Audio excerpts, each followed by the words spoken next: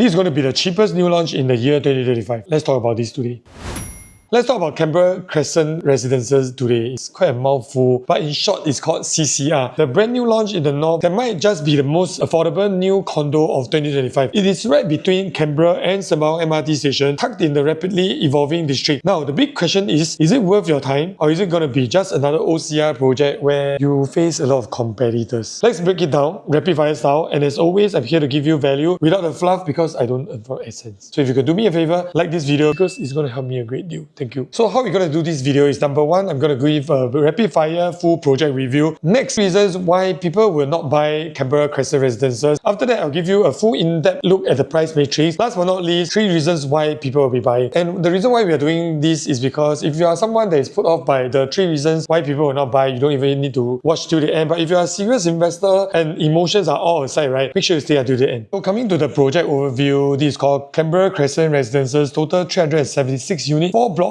12-story high, and there's a Sky Garden at block 55 and 57. There's also a childcare center located at block 51, and these days childcare center quite important only for those developments that are a little bit bigger, because why? If you need to cater a space for childcare center, the land has to be big, which brings me to my point over here. This is a 220,000 square feet land size, and if you ask me, right, this kind of land size usually will fit 500 over units, but because this plot ratio is only 1.6, 99 yearly, so TOP expected to be 2030. So they will face competition with the EC, which already TOP this year, and it will actually meet its MOP close to the TOP of Canberra Crescent Residences. So this becomes a mind block. Why? Because they only bought it at about $1,400 to $1,500 per square foot. So in order to make a 20 to 30% profit margin, they just need to sell at $2,000 per square foot, which most likely will be the entry price of what you'll be paying for Canberra Crescent Residences. With a low-rise nature, right, it will most likely be of no views. That means all the blocks around you will be blocking you, and it's actually quite close to Sembawang Park already. So there may not be like a lot of views. So for people who are like me, cannot stand looking at a wall, right, this may be a turn off. So last but not least, price gap between the older resale condos in the north. And why I'm saying this is because when I did the video for Norwood Grand, which if you are interested, you can go check it out. I also did one more that says that how much you need to buy a $3 million property. You can go check it out later after watching this. People always tell me that the Woodlands area only 1,200, only 1,300. Today I'm paying $2,000 per square foot. I'm overpaying, and next time you'll be doomed. And with these above 4 reasons, right, some of you won't even bother to go down to the show flat. And by saying that, right, actually you can go and watch my other video already, because you don't need to waste your time watching something that you don't want to buy. But jokes aside, if you think this so far to you is unbiased and honest, right, so consider subscribing to this channel, because why? We provide no bullshit advice and reviews of properties. And by subscribing, right, means to say that you will not miss out on any of our videos, which can potentially save you hundreds of thousands of profit, or if not losses. So subscribe, thank you. Coming to the price matrix, this is always the interesting one, but maybe we do it a little bit differently. I will link the price matrix in the description. Maybe you can go check it out and let me know what are your thoughts about the prices and which is the launch price. Is it going to be $2,100 per square foot, or you think that the developer will launch at $1,800 per square foot? Let me know inside the comments. And if I have enough comments, right, maybe I can do one giveaway, maybe a free iPad during the next video. So if I get enough entries on what you think is the launch price that the developer will launch, right, let me know inside the comments. If I got enough entries, I will do that just for you. So let me know what you think is a perfect gift for $1,500. Maybe I'll consider doing a giveaway very soon for my 10,000 subscribers. But long story short, over here, I will believe that developer will not launch anything below $1,900. Why? Simple reason is Aurelle at Tampines is an EC, and it just recently launched at an average PSF of about $1,700, close to $1,800 per square foot. The highest transacted, if I'm not wrong, is almost touching $1,900 per square foot, and they are launching one round of dropout units balloting very soon, and I think that they're going to sell at least $1,900 per square foot. So for those that are hoping that it's going to sell below $1,900, I think you need to reconsider your strategy and relook into your budget once again. And I think it should launch between $1,900 to $2,200 per square foot. So for entry level 3-bedroom compact unit, we should be looking at about $1.7 to $1.8 million,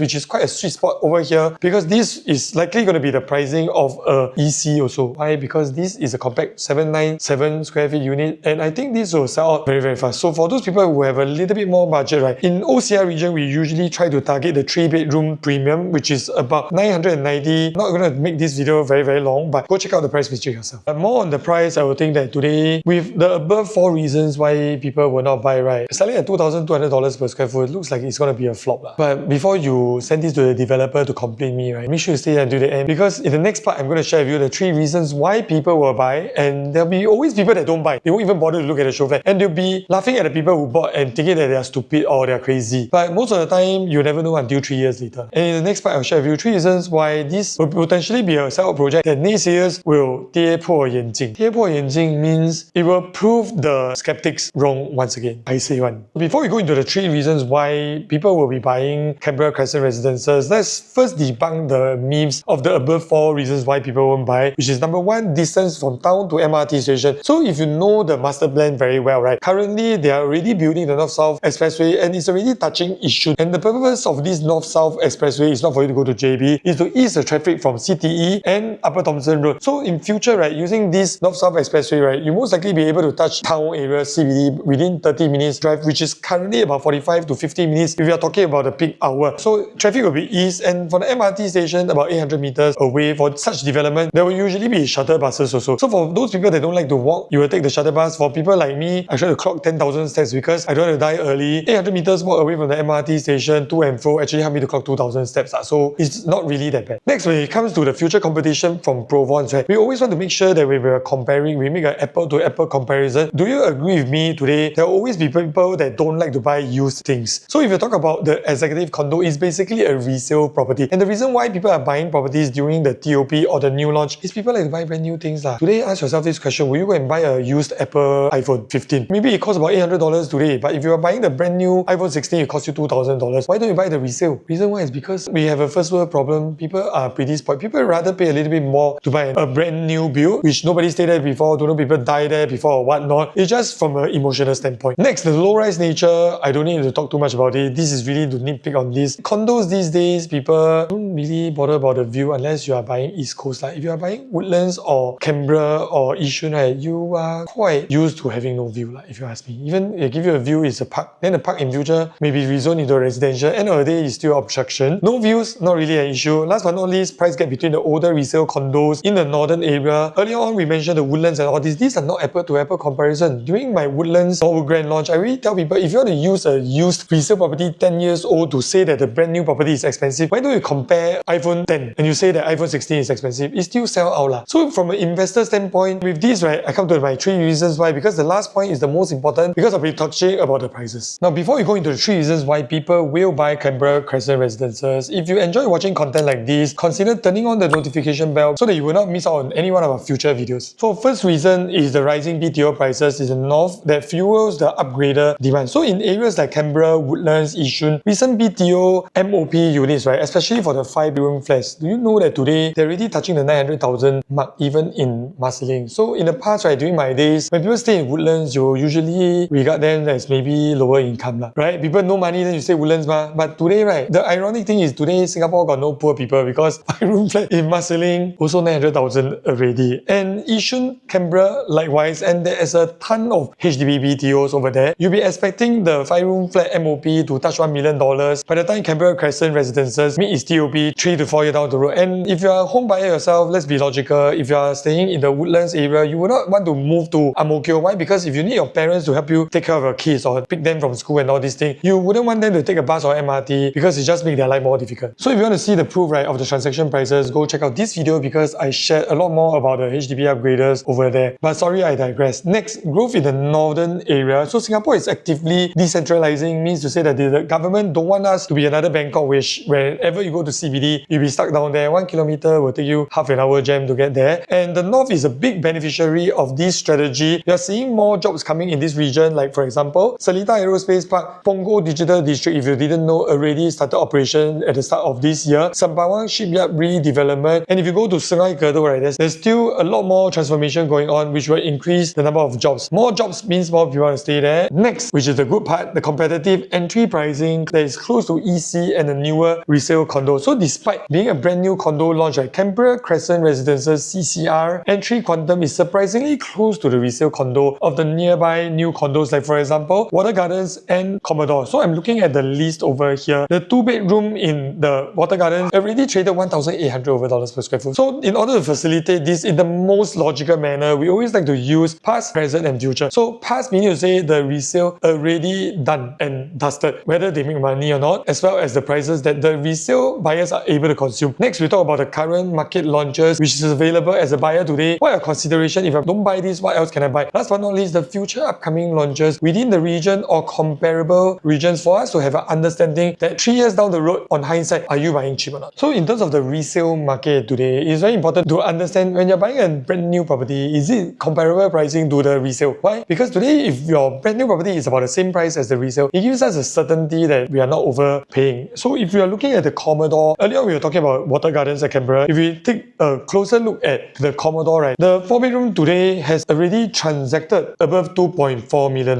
It's 1,700 plus for the 4-bedroom. And you need to understand one thing, that this pricing that we are talking about is not even harmonized. If you sub another 8% to the $1,700 per square foot or the $2.5 million, we are talking about close to $2.7 million already. So if you are able to enter Canberra Crescent Residences at this entry price, which is below $2.5 million, I would think that the risk is marginal, or if not, no risk at all. And for the Commodore, right, we are talking about 1,800 plus per square foot, already transacted for a level 4 3-bedroom unit, 1023 square feet, already close to $2 million. So comparing with the resale market, yes, some of you will have concern. Why? Because you think that those are closer to the MRT station. But for the most part, I would think that this entry price is already tested and proven. People in the northern area are able to afford. So long story short, comparing with the resale, is pretty much the same price as resale. Next, we want to talk about the current launches in the market today. If you're talking about $2,001 or $2,200 per square foot being high, I won't say that you're wrong, because it is what it is. Singapore properties are always high. However, if you do take a close look at the OCR launches currently, they have places like Jurong. We are already transacting $2,300 per square foot for non-harmonized project. If you're going to Woodlands itself, already traded above $2,200 per square foot. The upcoming Springleaf, rumors say it will be around $2,300 per square foot. So if you're able to get something that is about $2,100 per square foot, yes, a little bit further away from the MRT station, but looking at the current launch price for the OCR area, we don't even need to talk about Chuan Park and all these. I would think that this pricing at $2,000 to $2,100, my wishful thinking, I would think that it still has a lot more potential for growth in the next few years. So much about the past, the present, let's talk about the future. If you are somebody that follow the market very closely, like myself, you will know that upcoming OCR, there will be launches that are also about 800 meters away from the MRT. And in the western area, they'll have to launch at about $2,300 to $2,400 per square foot. And it's not that near MRT station. Back then, 3 years plus ago, people that say that if you buy Verdale, most likely you will not make money because it's very far away from the MRT station. But however, the skeptics has once again been proven wrong, because most, if not all, the units that were sold are profitable and owners actually make money from the development. So there's also this upcoming project called the Sand, which is also expected to launch between $2,300 to $2,400 per square foot. So if you ask me today, if you're looking at Canberra Crescent Residences, from a standpoint of $2,000 per square foot, close to the EC pricing, most likely 3 years down the road, you will tell yourself, wow, last time I buy very cheap.